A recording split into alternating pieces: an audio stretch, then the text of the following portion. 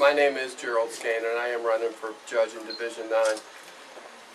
I'm not going to talk very long. I'm going to tell you a little bit about why I decided to run. I didn't decide to run for judge until probably a couple of weeks before the deadline. And I did it because I was watching some of the things that were happening in different courts and the way people were being treated. And some of the things that I would hear judges say and the things that I would hear prosecutors say and the way clients were being treated. And what I decided was that since I've been practicing law, which is a little over 20 years, and for a long time before that, probably 20 years before that, we've been doing things the exact same way in these general sessions courts. And to be honest, we're fighting a battle we're not winning. We're not fixing anything, we're losing. And things need to be changed. A lot of things, procedures, the way people are treated, and the way cases are handled need to be changed instead of just doing the exact same thing over and over again. This election is important because whoever wins this is going to be the judge until 2022. This is an 8-year term. These judgeships are long. So these decisions are very important. It's not like we make changes every couple of years. I've been fortunate to be out on the campaign trail and watch a lot of other people speak, and it'd be very easy for me to stand up here and say, I'm going to be tough on crime, I'm going to end crime, and people would say, well, that's great. And, you know, it wouldn't be true, but when you listen to somebody say that, and I want to talk about that for a minute, it's very easy to say, I'm going to be tough on crime, I'm going to lock everybody up. And there's certain people that say, hey, that's a great thing, you know. But think about it for a minute. Let me explain it to you. If I take somebody in that is trying to drive to work to support their family but doesn't have a driver's license, okay, because they can't pay for it, and I put them in jail, I can come back and say, hey, I'm tough on crime, look at me, I locked this guy up. Well, if they put that guy in jail, they got to let somebody out because our jails are full. So if the guy they let out is a burglar and later on that night crawls through somebody's window and rapes a 15-year-old girl, then I haven't done the right thing. All right? Because I was tough locking up some guy driving to work trying to support his family. There's just decisions that need to be made differently than they've been made for a very long time. There are programs that need to be put in place, and I'm not pretending to have all of the answers, but let me start with driver's licenses. They're strangling the General Sessions Court, those lawyers with you that practice down there, right? I don't know why we don't have a driver's license court. I don't know why we don't have somebody from the Department of Safety. The head of the Department of Safety for the state of Tennessee used to be the District Attorney of Shelby County. I don't know why nobody has thought of why don't we put a Department of Safety in 201 Poplar. My clients can't get to court at 9 o'clock in the morning, and they want them to get to Summer Avenue at 7:45 in the morning. That's not going to work. So people make conscious choices not to get driver's licenses because we make it so difficult on them to do it. You know, we need to make it easier for them to get driver's licenses back. Mental health issues, misdemeanor theft issues, a lot of these people can be fixed. All right?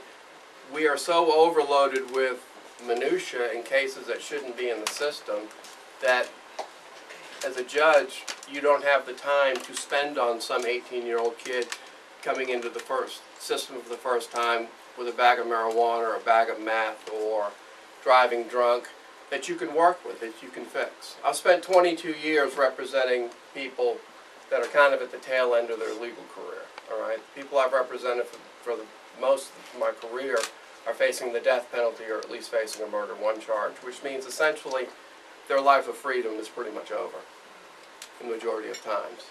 And I look at all of their records and I trace it back to times when they were 18, 19, 20 years old coming into the system, and it's all the same pattern.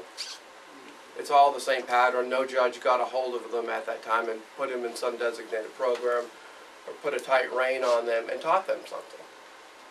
Made them get a job. Made them get some responsibility. Made them get off drugs, and it just escalated to the point where they ended up killing somebody. I'm not standing up here saying I can fix everybody that comes into the system, but I can fix a hell of a lot more people coming into the system that are being fixed right now. So I made a decision to run for judge. Instead of complaining about it, I said, well, you know, I'll run, and I picked a courtroom to run in that I thought I would be a good judge in. And to be honest with you, the support I've gotten has really surprised me. I've gotten support from both sides, prosecution and defense. Every community I go to, whether it's black, white, men, women, old, young, I'm getting a lot of support. And a lot of people are just sick of what's going on and saying we need change, we need to be doing things differently. Why do we continue to do things that don't work? It's kind of the definition of insanity, which is continuing to do the same thing again and again and expecting a different result. And the results we're getting right now in General Sessions courts aren't working. And that's why I'm asking for all of you to vote. And what I'm asking for you to do is to get your friends to vote. And I'm asking you to take yard signs, and I'm asking you to put them in your yard and put them in your neighbor's yard. Well, ask them first maybe, but depending on who your neighbor is. And spread the word. Sometimes in Memphis we'll have elections where 14 to 16% of the people vote. All right? That's ridiculous. People need to vote. People need to understand how important these elections actually are. There's 8 pages on this ballot. There's 40 judgeships up. And people are going to have a hard time going through all of this. And a lot of times they'll just blow past the judges and won't even bother to vote for them. Okay?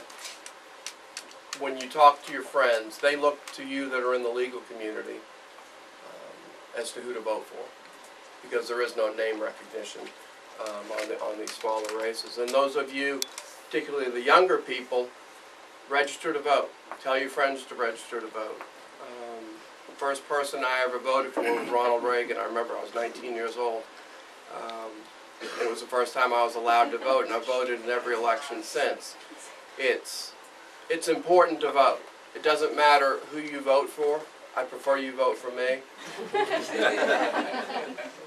But even if you don't vote, and bring somebody with you when you vote and tell them how important it is to vote. Memphis has a lot of problems with crime, and we need to begin to address those. We need to begin to fix those. And I think the 22 years I've spent in the courtrooms, in the jails, talking to my clients, I think I've got a lot of the answers. And that's why I'm asking for your support. I do thank each of you for coming out here, taking your time to do it. I do ask you to get on my Facebook or your Facebook or whatever social media is being created today that everybody's going to be using tomorrow, and spread out the word.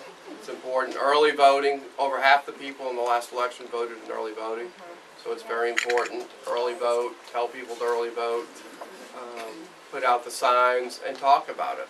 Talk about it with your friends. These judgeships do mean something. They really do. That's really